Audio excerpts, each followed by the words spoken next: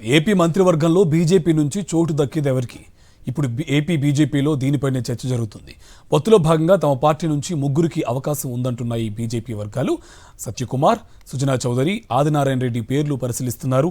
ఈ నెల 12న సీఎంగా చంద్రబాబుతో పాటు మంత్రులు కూడా ప్రమాణ స్వీకారం చేసే అవకాశం ఉంది. ఇదే అంశకు సంబంధించి మరింత సమాచారం మా కరెస్పాండెంట్ అశోక్ మనకి లైవ్లో అప్డేట్స్ అందిస్తారు. అశోక్, అప్డేట్స్ ఏంటి? బీజేపీ నుంచి ఎవరికి మంత్రి పదవులు దక్కే అవకాశం ఉంది? అప్డేట్స్ ఏంటి?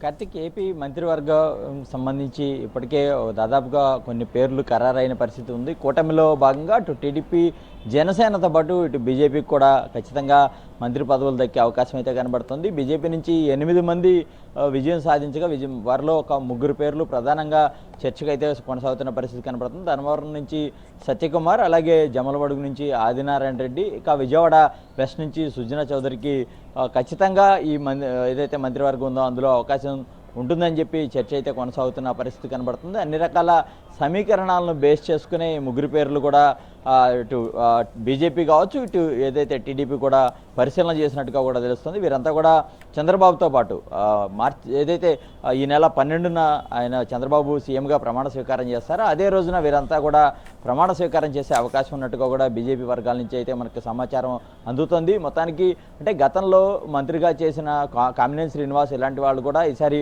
తమకు అవకాశం దక్కుతుందని అంచనా వేసినప్పటికీ కూడా కానీ 3 పార్టీలకు సంబంధించి అంటే కూటమిలో ఉన్న ఎవరైతే ఆశావాహులు ఉన్నారో వారందరి అభిప్రాయాలను పరిగణలోకి తీసుకుని ఈ ముగ్గురు పేర్లు ఎవరైతే సత్యకుమారు, అలాగే సుజనా చౌదరి, అలాగే ఆదినారాయణ రెడ్డి, ఈ 3 పేర్లను పరిశీలనలో పెట్టి వీరి ముగ్గురికి మంత్రివర్గంలో ఒక అవకాశం కల్పించాలని భావిస్తున్నట్టుగా అయితే మనకి స్పష్టంగా తెలుస్తోంది. Karthik, right, thank you Ashok.